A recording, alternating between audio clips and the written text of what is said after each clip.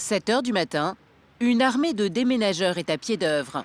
C'est le top départ d'une course contre la montre. Mireille Mathieu, Claude Brasseur et Pierre Richard sont les premiers à quitter l'établissement. Ils s'apprêtent à faire un séjour de 6 mois sous papier bulle dans un hangar de stockage. Tout comme le canapé qui a accueilli les courbes élégantes de Nicole Kidman. Cette table en bois et marbre sur laquelle Georges Clooney a savouré son expresso. Ou encore ces 290 matelas sur lesquels ont pu se reposer têtes couronnées, stars de cinéma et ténors de la politique. Au total, près de 7000 meubles et objets sur 5 étages. Un déménagement titanesque. Il faut 4 jours aux 50 déménageurs pour vider entièrement le bâtiment de 21 000 m². Les meubles désormais trop vieillots seront vendus aux enchères pour financer une partie des 20 millions d'euros que vont coûter les travaux. Ah bah c'est impressionnant, hein. On a l'impression qu'il y a eu, pas une guerre, mais qu'il s'est passé incroyable. Ça va devenir un hôtel fantôme. Cette fois, c'est parti. On ne peut plus faire marche arrière et il faut qu'on soit prêt pour la réouverture le 29 avril.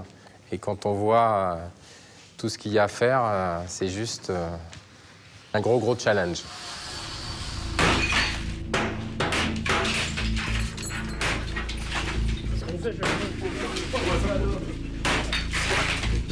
Dans le hall, lavabo et toilettes ont pris la place des milliardaires et des people.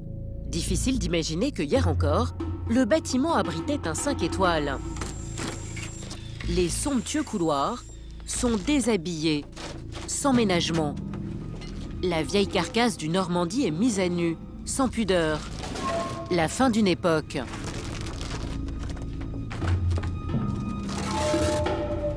Dans les chambres, même image déchirante. Un symbole du Normandie, part en lambeaux. La toile de Jouy, cette étoffe de coton sur laquelle sont imprimés des motifs de vie champêtre. Elle doit son nom à la ville où elle a été inventée il y a 2 siècles, Jouy en Josas. La toile de Jouy va être remplacée par une version revisitée, plus dans l'air du temps. Ça vous fait pas mal au cœur d'avoir fait ça, hein? Ne vous inquiétez pas, j'en ai récupéré un morceau. C'est historique, un bâtiment qui a été construit en 1912, qui n'a jamais été fermé. Ça fait partie du patrimoine français, quand même. Super sympa. Pas question de jeter toute la toile aux ordures. Certains ouvriers sont bien décidés à lui donner une seconde vie, sous un aspect parfois étonnant. Vous allez regarder un peu pour vous? Ah oui, j'en regardais un petit peu et conserver un petit peu la mémoire des Normandies chez moi. Qu'est-ce que vous allez en faire? Je pense que mon ami va sûrement faire des petites housses d'oreiller. On va s'allonger tranquillement, cosy, en confort, dans le canapé. Quelques centimètres de tissu sauvés pour en faire des coussins. Le reste de la toile de Jouy et des matériaux seront recyclés par des entreprises spécialisées. Nous sommes fin novembre. Les ouvriers ont 5 mois pour fabriquer le nouvel écrin du Normandie.